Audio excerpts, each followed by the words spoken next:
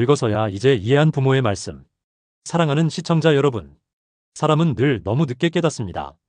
그 말이 잔소리가 아니라 걱정이었고, 그 침묵이 무관심이 아니라 참아낸 사랑이었다는 것을요. 젊을 때 우리는 부모의 말을 흘려듣습니다. 이미 살아본 사람의 조언을 아직 살아보지 않은 우리가 쉽게 넘겨버립니다. 그땐 왜 그렇게 말했을까? 왜 조금 더 듣지 않았을까? 이 질문은 늘 시간이 지난 뒤에야 찾아옵니다. 부모가 늙고 혹은 곁에 없어진 뒤에야 말입니다. 이 영상은 효도를 못한 자식의 후회도 부모를 미워하는 기록도 아닙니다. 그저 인생을 한 바퀴 돌아 다시 출발선에 선 사람이 비로소 이해하게 된 부모의 말에 대한 기록입니다. 늙어서야 알게 된 말들. 그 말들은 지금도 조용히 우리 삶의 뒤에서 기다리고 있습니다. 1. 그땐 듣기 싫었던 말. 그때 나는 부모의 말을 살아보지도 못한 사람의 옛날 얘기쯤으로 여겼습니다. 아니, 정확히 말하면 알면서도 듣기 싫었습니다. 사람은 사람 때문에 다친다. 돈은 벌 때보다 지킬 때가 더 어렵다. 너무 앞서가지도 너무 뒤처지지도 마라. 부모는 늘 같은 말을 반복했습니다. 저는 그 반복이 지겨웠고 그 말들이 제 삶을 묶어두는 족쇄처럼 느껴졌습니다. 젊다는 건 세상에서 내가 제일 똑똑하다고 착각하는 시기였나 봅니다. 부모는 늘 걱정만 하고 나는 늘 괜찮을 거라고 믿었습니다. 아직 젊잖아. 요즘 세상은 달라. 내 인생은 내가 알아서 해. 그 말들이 얼마나 잔인했는지 그땐 몰랐습니다. 부모는 그때마다 대꾸하지 않았습니다. 논리로 설득하지도 않았고 화를 내지도 않았습니다. 그저 말했습니다. 나중에 알게 된다. 그 말이 그렇게 싫었습니다. 마치 내가 틀릴 거라는 예언 같아서, 마치 이미 결말을 알고 있다는 사람처럼 들려서. 그래서 더 멀어졌습니다. 전화는 점점 줄었고 부모의 목소리는 배경음처럼 흘려보냈습니다. 그때는 몰랐습니다. 그 말들이 경고가 아니라 미리 흘린 눈물이었다는 걸. 그리고 나는 정말로 그 나중을 맞이하게 됩니다. 그 말이 떠오르던 날, 부모의 말이 처음 떠오른 건 성공했을 때가 아니었습니다. 오히려 처음 크게 무너졌을 때였습니다. 믿었던 사람에게 등을 돌려보낸 날, 밤새 계산기를 두드리며 한숨을 쉬던 날, 내가 옳다고 믿었던 선택이 틀렸다는 걸 인정해야 했던 그날. 문득 오래전 부모의 목소리가 떠올랐습니다. 사람은 급할 때 본 모습이 나온다. 계약서에 도장 찍기 전에 사람부터 봐라. 잘 될 때보다 안 될 때 곁에 있는 사람이 진짜다. 그때는 구식이라고 생각했던 말들. 요즘 세상엔 통하지 않는다고 여겼던 조언들. 그런데 이상하게도 내가 가장 힘들던 그 순간에 가장 정확하게 떠오른 건 부모의 말이었습니다. 나는 그제야 깨달았습니다. 부모는 세상을 몰라서 걱정한 게 아니라 이미 한 번 다 겪어봤기 때문에 걱정했다는 걸. 그들의 말에는 이론이 아니라 경험의 흉터가 묻어 있었습니다. 그날 밤 처음으로 부모에게 전화를 걸었습니다. 괜히 안부를 묻고 괜히 밥은 먹었냐고 물었습니다. 부모는 아무 일도 없는 듯 말했습니다. 그래, 잘 지내면 됐다. 그 한마디에 목이 메었습니다. 그들은 내가 틀렸다고 말하지 않았습니다. 내가 뭘 했니라고 하지도 않았습니다. 그저 기다리고 있었을 뿐이었습니다. 내가 이해할 때까지. 그날 나는 알았습니다. 부모의 말은 이기기 위한 말이 아니라 지켜보기 위한 말이었다는 걸. 3. 내가 그 말을 하게 되었을 때 사람은 결국 자신이 가장 싫어하던 모습에 닿게 되나 봅니다. 어느 날 자식에게 말을 하다 문득 멈춰섰습니다. 그건 나중에 알게 될 거야. 입 밖으로 나오는 순간 심장이 철렁 내려앉았습니다.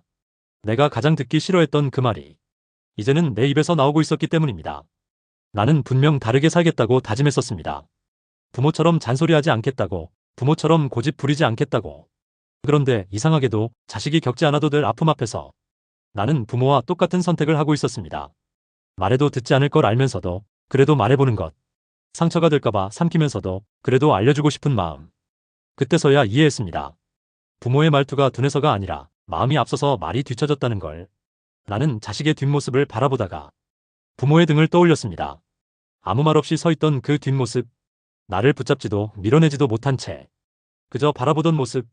그건 무관심이 아니었습니다. 체념도 아니었습니다. 그건 기다림이었습니다. 부모는 늘 앞에서 끌어당긴 게 아니라 뒤에서 떨어지지 않게 서 있었던 사람들이었습니다. 그 사실을 나는 부모가 된 뒤에야 비로소 이해하게 되었습니다. 4.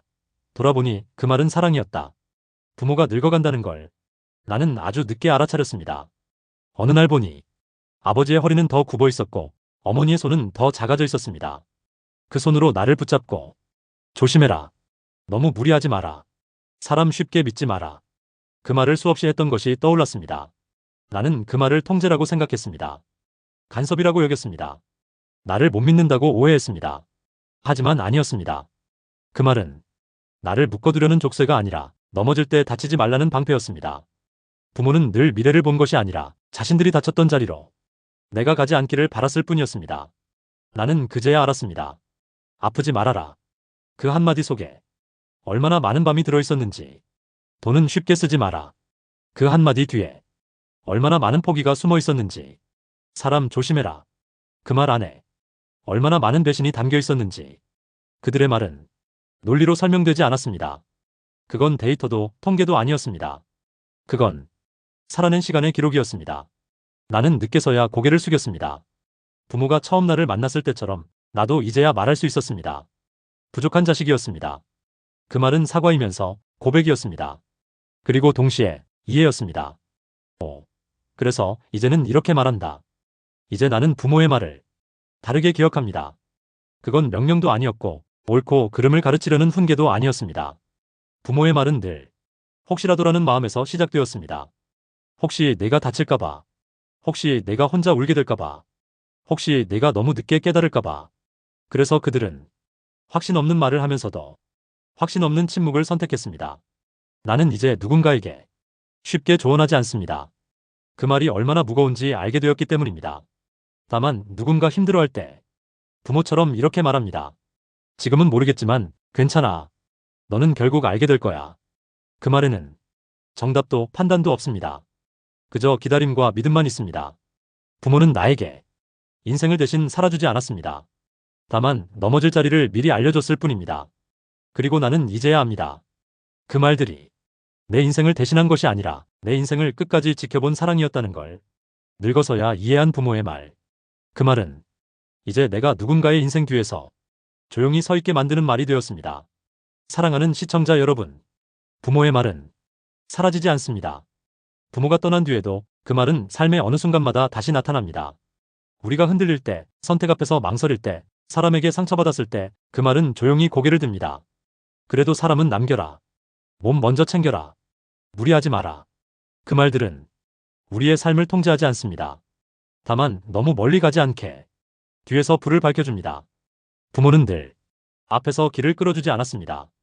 우리가 스스로 걸어가길 바라며 뒤에서 지켜보고 있었을 뿐입니다. 그래서 그 말은 늦게 이해될수록 아픕니다. 하지만 늦게라도 이해했기에 우리는 누군가의 부모가 될 수 있고 누군가의 어른이 될 수 있습니다. 이제 우리는 알게 되었습니다. 부모의 말은 끝난 말이 아니라 다음 세대로 이어지는 말이라는 것을. 그리고 오늘 그 말을 떠올린 당신은 이미 그 사랑을 이해한 사람입니다.